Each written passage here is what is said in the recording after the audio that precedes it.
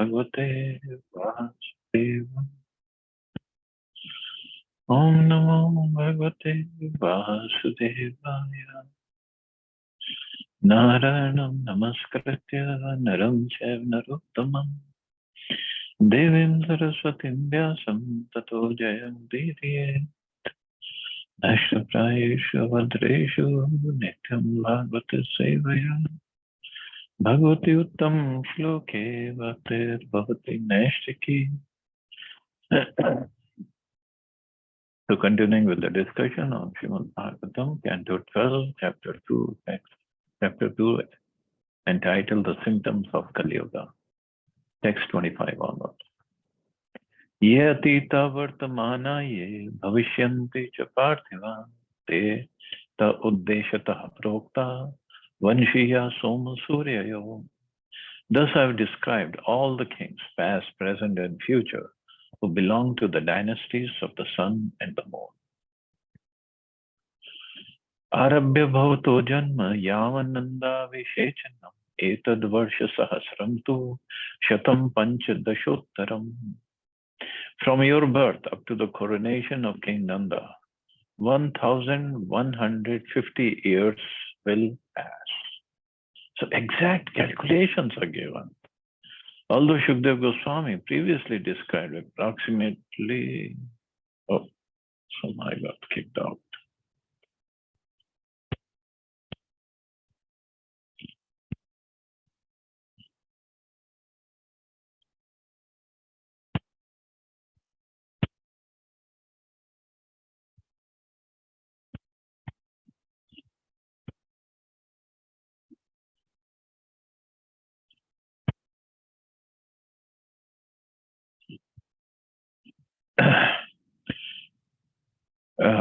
Although Shukdev Goswami previously described approximately 1500 years of royal dynasties, it is understood that some overlapping occurred between kings. Therefore, the present chronological calculation should be taken as authoritative. Saptarishinam tu yo purvo drishyate udito divi tayostu madhye nakshatram drishyate yat samam nishi tena vishyo yuktas Tishtanti shabdatam dranam te tvadiye dvija kala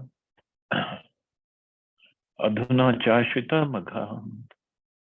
Of the 7 stars forming the constellation of the 7 sages, Pulaha and Kratu are the first to rise in the night sky. If a line running north and south were drawn from the midpoint, whichever of the lunar mansions this line passes through is said to be the ruling asterism of the constellation for that time. The 7 sages will remain connected with that particular lunar mansion for 100 human years. Currently, during your lifetime, they are situated in the nakshatra called Magha. Wonderful calculations. I don't know the astrology or astronomy, so I don't know. Vishnur Bhagavato Bhanu Krishnakyo Aso Divam Gata Tada Vishat Kaler Lokam Pape Yadramate Janaha. The Supreme Lord Vishnu is brilliant like the sun and is known as Krishna. When he returned to the spiritual sky, Kali entered this world and people then began to take pleasure in sinful activities. Yavat spad padmabhyam sprishana ramapati tavat kalirve prithvim parakarantum na chashakat. As long as Lord Shri Krishna, the husband of the goddess of fortune, touched the earth with his lotus feet, Kali was powerless to subdue this planet. Although even during the time of Lord Krishna's presence on earth, Kali had entered the earth to a slight extent through the impious activities of Duryodhana and his allies. Lord Krishna consistently suppressed Kali's influence. Kali could not flourish until Lord Krishna had left the earth. Yada devarshaya sapta maghasu vicharantihi tada pravrittastu kalera tvadashavda shatatmaka. When the constellation of the 7 sages is passing through the lunar mansion Magha, the age of Kali begins. It comprises 1200 years of demigods. 1200 years of demigods. Yada magabhyo yasyanti purvashana maharshaya tadanandatma prabhrityesha kalir vridhim gamishyati. When the great sages of the Saptarishi constellation pass from Magha to Purvashana, Kali will have his full strength, beginning from King Nanda and his dynasty. And if you remember, it was Chanakya Pandit who brought down Nanda dynasty, Nanda's kingdom. Yasmin Krishna Divam Yatas Tasmin Nev Tadahani Pratipannam Kaliyugam Iti Prahu Puravidaha. Those who scientifically understand the past declare that on the very day the Lord Krishna departed for the spiritual world, the influence of the age of Kali began. Although technically Kali Yuga was to begin during the time of Lord Krishna's presence on earth, this fallen age had to wait meekly for the departure of the Supreme Personality of Godhead. Divyabdanam sahasrante chaturthe tu punah kritam bhavishyati tada nirnam mana atma prakashakam. After the 1000 celestial years of Kali Yuga, the Satyuga will manifest again. At that time, the minds of all men will become self-effulgent. That will happen because of the presence of Kalki Avatar. Iti esha manavo vansho yatha sankhyaayate bhuvi tatha vitta shudra vipranam tasta gyeya yuge yuge. Thus I have described the royal dynasty of Manu as it is known on this earth. One can similarly study the history of the Vaishyas, Shudras and Brahmins living in the various ages. Just as a dynasty of kings include exalted and insignificant, virtuous and wicked monarchs, varieties of human character are found in the intellectual, commercial and laboring orders of society. Etesham nam linganam purushanam mahatmanam katha matra vishtanam kirtireva stita bhuvi. These personalities who are great souls are now known only by their names. They exist only in accounts from the past and only their fame remains on the earth. So although one may consider oneself to be a great, powerful leader, he will ultimately end up as a name in a long list of names. In other words, it is useless to be attached to power and position in the material world. But we get so attached. We are not even some powerful, big leader, but still we get so attached to everything that we have. My name and my this and my that. And because of that attachment, we'll keep on taking birth again and again. And look at, if we remember the long list of kings towards the end of 9th canto, long list, Shukdev Goswami said. Where are they? Nobody even knows them. Until they were mentioned in Bhagavatam, nobody even heard of them. And even these kings, they're not even in the history books. So what? And they were big kings, big, huge kingdoms. Now, nobody cares. So what's the point? What's the point in going after all this name, fame, power, position, money, this and that and this? Will all be taken away. And all we will be left with is tears, because we'll be so much attached. And Yamdutas, we cannot win against them. They will come and just take the soul away with the subtle body, bind him up in all kinds of different ropes and drag him to Yamaloka. Whether it was Napoleon or Alexander or this king or maybe just a beggar, they don't care. Devapi Shantanur Vrata Marush Chekshva Kuvanshaja Kalapagram Asate Mahayoga Balanvito. Devapi, the brother of Maharaj Shantanu, and Maru, the descendant of Ikshvaku, both possess great mystic strength and are living even now in the village of Kalapa. So I don't know where is Kalapa, but Shukdev was over 5,000 years ago. And brother of Maharaj Shantanu and Maru, in long time ago, a descendant of Maharaj Ikshwa, who is still living. Tavi Hatya Kalerante Vasudevanu Shikshito Varnashramitam Dharmam Purvat Prathishitaha.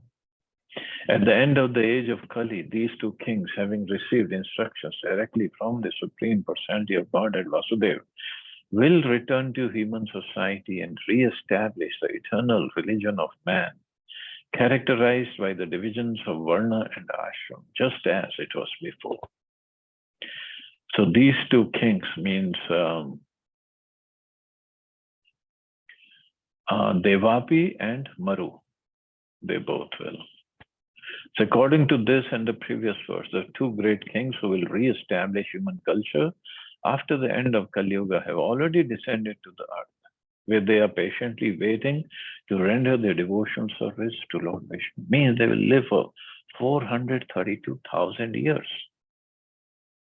We can't even imagine somebody living for that long, especially when it is said Kali Yuga people will live hardly for 50 years. Kritam Treta Dvaparam Cha Kalishcheti Chaturayukam Anena Kram Yogena Bhuvi Pranisho Vartate. The cycle of 4 ages, Satya, Treta, Dwapar and Kali, continues perpetually among living beings on this earth, repeating the same general sequence of events. So this 4 ages, they go on only on earth, not on planets above earth and not on planets below earth, only for earth. Rajanete maya prokta naradeva satha pare bhumo mamatvam kritvante hitve mam nidanam gataha. My dear King Parikshit, all these kings I have described, as well as other human beings, come to this earth and stake their claims. But ultimately, they all must give up this world and meet their destruction. Krimi vid bhasma sanjante rajanamno api yasya Bhudhrukta krite swartam kim veda nirayo yataha. Even though a person's body may now have the designation king, in the end its name will be worms, stool, or ashes. What can a person who injures other living beings for the sake of his body know about his own self-interest, since his activities are simply leading him to hell? After death, the body may be buried or eaten by worms, or it may be thrown in the street or forest to be eaten by animals who will pass out its remnants as stool, or it may be burned and converted into ashes. Therefore, one should not pave his way to hell by using his temporary body to injure the bodies of other living beings. In this verse, the word bhuta includes non-human life forms who are also creatures of God. One should give up all envious violence and learn to see God in everything by the process of Krishna consciousness. Otherwise, body will be gone and we will just take the karma with us and suffer again. Katham teyam akhanda bhu purvair me purushar dhrita mat putrasya cha pautrasya mat purva vanshajasya va. The materialistic king thinks this unbounded earth was held by my predecessors and is now under my sovereignty. How can I arrange for it to remain in the hands of my sons, grandsons, and other descendants? This is an example of foolish possessiveness. And same thing goes on not in the mind of kings, in the mind of industrialists, in the mind of politicians. Oh, my son should lead the country after I'm gone, and then after he is gone, his son or his daughter, they should lead the country. And then what? That's a question. Then what? So what? If they lead or not lead, what will happen? But what's a big deal? But This possessiveness, attachment to power and position is so severe, we don't want to give it up. Tejo abhannamayam kayam grihitvatma taya buddha mahim mamataya chobho hitvante adarshanam gata. Although the foolish accept the body made of earth, water, and fire as me, and this earth as mine, in every case they've ultimately abandoned both their body and the earth and passed away into oblivion. Although the soul is eternal, our so-called family tradition and earthly fame will certainly pass into oblivion. The same earth has been there, same earth planet. So many kings. I mean, forget about this modern so-called history. Bhagavatam talks about from the beginning of day, or even if you go to this Manu's time period, so many kings have come and gone. So many. Unlimited.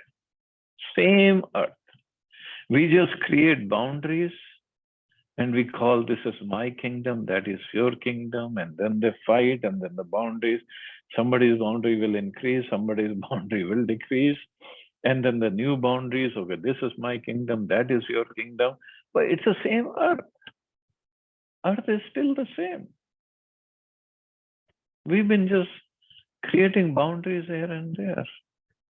And even if we look at the last 20, 50 years, whatever, so many boundaries have gone here and there. Even the last 50 years. And still we are not happy. And not even in the boundaries of the countries. Even in a country like India. Now we have, we didn't used to have Uttaranchal and so many other states. We never had those. Now they are there. And even in the state, so many districts are created. And then districts, they change. Villages are created. Cities are created. They change. And within city, so many blocks and so many houses, and they have their boundaries, and their boundaries are taken. Like, this is my land, that is your land, and this and this and this. That goes on and on and on. It's the same earth. What are we fighting for? We're not going to take the earth with us.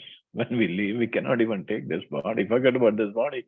Can't even take a single pin or a single peso with us.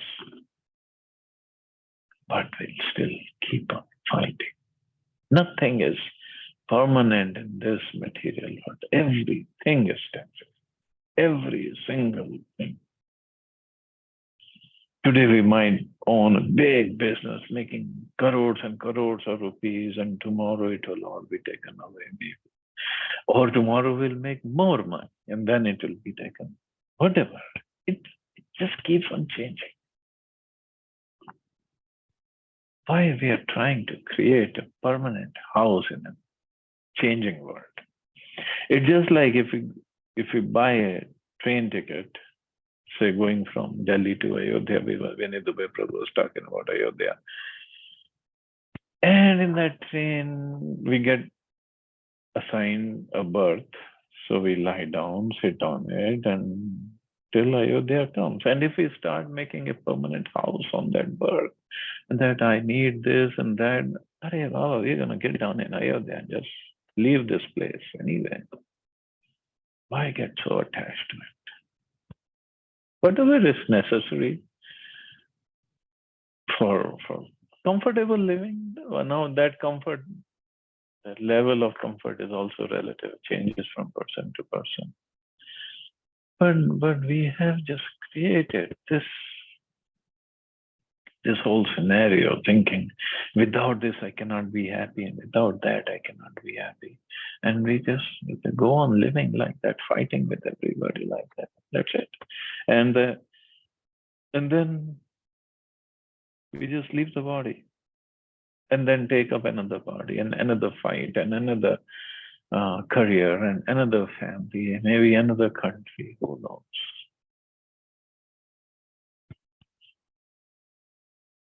Forgetting the real nature, real position of the soul, real destiny of the soul.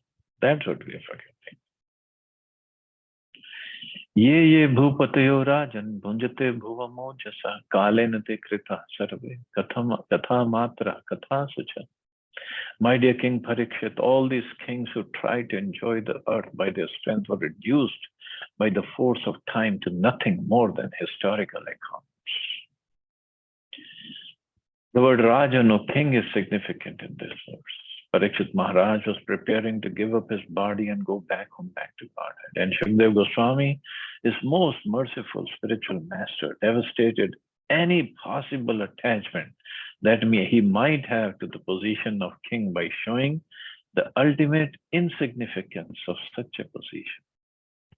By the causeless mercy of the spiritual master, one is prepared to go back to Godhead. The spiritual master teaches one to relax one's strong grip on material illusion and leave the country of Maya behind, leave the kingdom of Maya behind.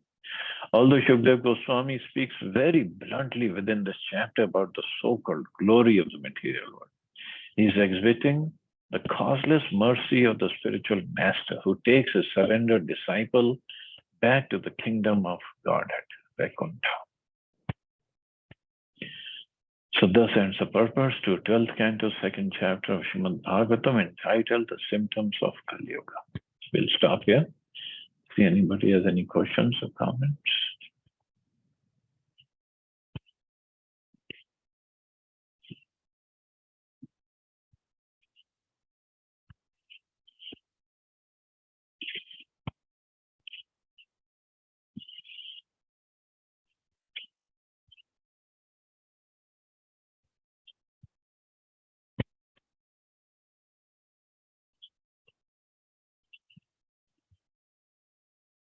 I guess it got a little too heavy today, huh? Bro. That's what I was about to say, probably. This is little पता नहीं ये chapter ना, ये जो अभी 2-3 chapter, it's little technical, मतलब ऊपर से निकल जाता है. So in this, I don't know. Yeah. This 12th canto is, again, it's heavy. Yeah, it is probably heavy. Chalo, you all have a safe and wonderful day. Hare Krishna. Jai Shri Prabhupada.